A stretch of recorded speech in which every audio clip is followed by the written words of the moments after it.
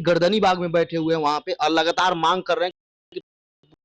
नहीं, ये तो छात्रों का वाजिब मांग है, क्योंकि अभी देख रहे हैं कि 21,000 प्लस वैकेंसी ऐसे ही आपका खाली ऑलरेडी हो चुका है। उसके बाद अभी मल्टीपल कैंडिडेट वाले छात्र हैं और इतने फर्जी कैंडिडेट डे बाय डे में अभी पकड़ा रहे हैं वेरिफिकेशन में। ये सारी सीटें अगर आप ओवरऑल जोड़िएगा तो लगभग 35% से ज्यादा वैकेंसी 83,000 समथिंग में से 35,000 से ज्यादा वैकेंसी खाली रह जाएगी। तो जब इतनी वैकेंसी खाली रह जाएगी तो कम से कम जिनका मार्क्स बराबर है, 1-2 मार्क्स नीचे तक वालों का भी सामंजस्य इसमें हो सकता है। लेकिन बीपीएससी अपना पल्ला झाड़ ली है, वो इस बात को लेकर के अगर शिक्षा विभाग हमको आदेश दे देती है तो हमको प्रॉब्लम नहीं है। तो अभी देखेंगे कि गर्दनी बाग में तमाम अभ्यर्थी धरने पे बैठे हुए हैं कि उनका बस एक ही मकसद है कि शिक्षा विभाग पर कैसे दबाव बनाया जाए और अपनी वाजिब मांगों को हमारे हक में लिया जाए, यानी कि शिक्षा विभाग इन बातों पर अपना नजर दौड़ाए कि नहीं, ये छात्र जो अभी इतना प्रदर्शन लगातार दिन रात एक किए हुए हैं, इन छात्रों का वाजिब मांग है और बीपीएससी को आदेश शिक्षा विभाग दे दे। इसीलिए बच्चे लगातार मांग कर रहे हैं। हम वैसे तमाम अभ्यर्थियों को भी कहना चाहते हैं जो कि क्योंकि अभी वहां देखिएगा संख्या 150 की संख्या में ओवरऑल रहती है, जबकि ऐसे हजारों हजार छात्र हैं जिनका कि सप्लीमेंट्री रिजल्ट के आशा में बैठे हुए हैं। तो उन तमाम अभ्यर्थियों को कहना चाहते हैं कि आप उन लोगों के सपोर्ट में जरूर जाएं गर्दनी बाग, जिससे कि उनका भी मनोबल बढ़े और सरकार पर भी दबाव बने, तब जाकर के आपकी वाजिब मांगें पूरी हो जाएगी। नहीं तो फिर आपके साथ परेशानी बनी हुई रहेगी। सर वही तो नियमावली है जिससे कि टीआरई 1 की बहाली हुई है, टीआरई 2 की बहाली हुई और टीआरई 3 की बहाली हुई। लेकिन 82 अंक वाले अब परेशान हो गए हैं। इसमें कई जगह 3 तरह 4 तरह का मामला निकल रहा है। किसी किसी जिला में ओके कर दिया जा रहा है, किसी जिला में लिया ही नहीं जा रहा है, आप चले जाइए, किसी जिला में यह भी बोला जा रहा है कि डाउटफुल लिखा जा रहा है। क्या होगा उन लोगों के साथ? हाँ, जो कंफ्यूजन में डाल दिया गया है, कहीं पर पूर्णतया ले लिया गया, एक्सेप्ट कर लिया गया है और कंप्लीट रिजेक्ट भी कई डिस्ट्रिक्ट में कर दिया गया है। तो मेरा कहना है कि ये तमाम अभ्यर्थी सरकार से गुहार लगाए, शिक्षा विभाग जाए और अपनी बातों को मजबूती से अपने पक्ष को रखें। और नहीं तो अभी जो बिहार का स्थिति बन गया है कि बिना कोर्ट के शरण में जाए हुए कुछ नहीं आपके साथ होने वाला है, वही स्थिति लगता है इन लोगों के साथ भी ओवरऑल होना है। इसलिए तमाम अभ्यर्थी को कहना चाहते हैं कि आप 1 दिन 2 दिन वेट एंड वॉच कीजिएगा तो कर लीजिए, अपना इधर से डायरेक्ट मांग कीजिएगा तो कर लीजिए, जाकर के माननीय शिक्षा मंत्री से जाकर मिलिए या तमाम एसीएस सिद्धार्थ सर से जाकर आप मिलिए, देखिए कि वो क्या बोलते हैं, आपके पक्ष में बोलते हैं कि नहीं। देखेंगे कि अभी जो वेरिफिकेशन हो रहा है उसमें एक नोटिस दिया गया है बॉटनी वाले अभ्यर्थी के साथ में कि करीब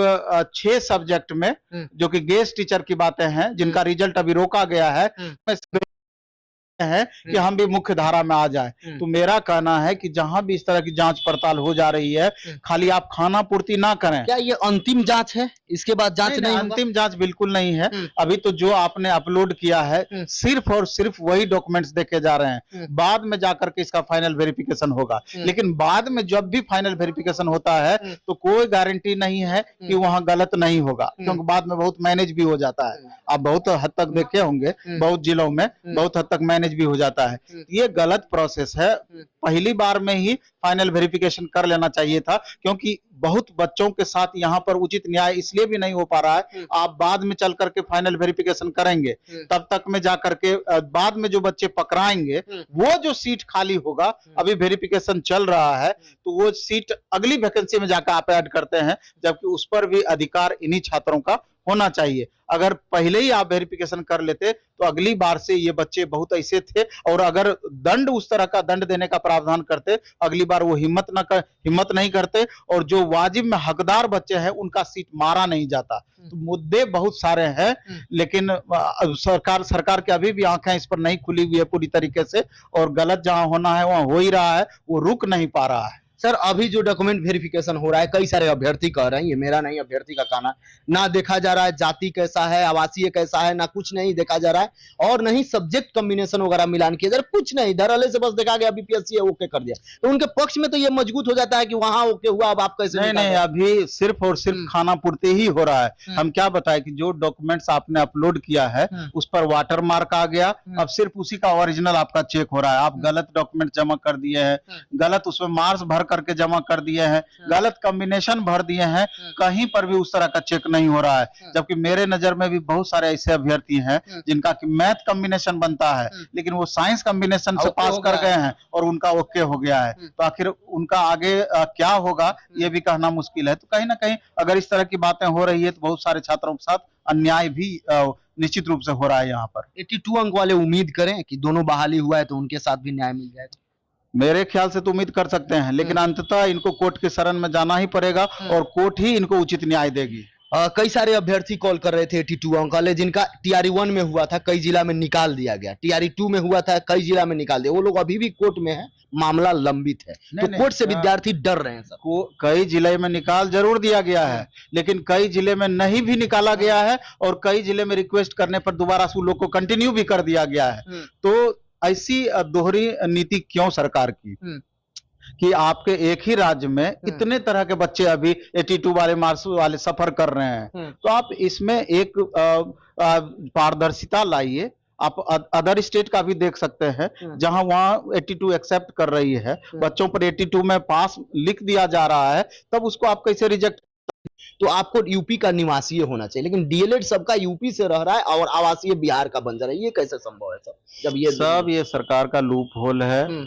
और अभी आप देख रहे हैं कि जब आरटीआई मंगाया जाता है तो आरटीआई में पता चलता है कि यूआर कैटेगरी में 70%, 80%, 85% अदर स्टेट के बच्चे हैं। तो कहीं ना कहीं हकमारी तो जरूर हो रही है। तो यहाँ पर भी सरकार को चाहिए कि एक विंडो सिस्टम बनाने का कि जो पड़ोसी राज्य जितना लाभ आपके बच्चों को पहुंचा रहे हैं, हम ये नहीं कह रहे हैं कि आप दूसरे को रोक दीजिए, लेकिन एक बाध्यता जरूर होना चाहिए। अभी आप राजस्थान में चले जाएंगे, 50 रीजनल क्वेश्चन वहां का डाल दिया गया है। आप झारखंड चले जाइए, मध्य प्रदेश चले जाइए, सब जगह कुछ ना कुछ विंडो सिस्टम है। तो बिहार सरकार की इस तरह की नीति क्यों? अपने यहाँ बेरोजगारी आपकी चरम पर है, तो अदर स्टेट को आने दीजिए, दिक्कत नहीं है, लेकिन एक बैरियर जरूर फिक्स कीजिए जिससे कि यहाँ के बच्चों को भी उचित न्याय इन लोगों के साथ हो पाए। सर, जनरल के अलावा एससी कैटेगरी में बच्चे मिल रहे हैं, ईबीसी में मिल रहे हैं, बीसी में मिल रहे हैं, महिला में मिल रहे हैं, दिव्यांग में मिल रहे हैं, यहाँ संभव कहाँ से है सर? वही है कि बहुत सारे ऐसे अभ्यर्थी हैं, आपको भी पता है, हमको भी पता है, पर्दे के पीछे बहुत को पता है कि 1 डिसमिल 2 डिसमिल जमीन लेकर के यहाँ पर पूरी तरीके से यहाँ का सर्टिफिकेट बना लिए हैं, यहाँ का आधार बना लिए हैं और यहाँ पर अभी जॉब पहले भी कर रहे थे, फिर से डॉक्यूमेंट्स वेरिफिकेशन में वो बच्चे पास हो जा रहे हैं। तो कहीं ना कहीं ये बैरियर भी रहना चाहिए, एक बाध्यता रहना चाहिए कि अगर कि कितने दिन पहले से अगर बिहार में आपका जमीन जगह है, कितने दिन पहले से यहाँ होना जरूरी था। कुछ न कुछ इस मामले में जरूर एक नियम कानून बनाया जाना चाहिए कि कम से कम 2 साल 3 साल 4 साल का बैरियर रखा जाना चाहिए। 3 महीना पहले खरीदते हैं, तुरंत यहाँ का डोमिसाइल बनाते हैं, तुरंत जाकर के फॉर्म भर देते हैं। देखिए, जो भी विद्यार्थी देख रहे हैं वैसे विद्यार्थी, और एक मैं बात बता दूं, कई सारे डीओ और बीओ लोग आ रहा है कि वो लोग क्या कर रहे हैं, जब तक उनका आवासीय सही नहीं हो रहा है तब तक 50-50 पैसा ले रहे हैं, पेमेंट ले रहे हैं, और उसके बाद जब वो जमीन ले रहे हैं, टीआरई 1 वाला मामला मेरे पास कई सारा है, कई सारा सबूत भी है, उस पर भी मैं वीडियो बनाऊंगा, आप लोग जरूर देखिएगा। और चंपारण का ये मामला है, पश्चिमी चंपारण का, जहां के आप डीओ साहब का देखिएगा, करोड़ों की संपत्ति जब्त हुई और वह सारा संपत्ति शिक्षा विभाग का है, शिक्षक अभ्यर्थी से लिया गया है, जो फर्जी शिक्षक एक भी चंपारण से नहीं निकले। आखिरकार बहुत है ना, आप विकलांग अभ्यर्थी के मामले में ही देख लीजिए, आप दरभंगा का बहेरी ब्लॉक में आपको पता है कितनी संख्या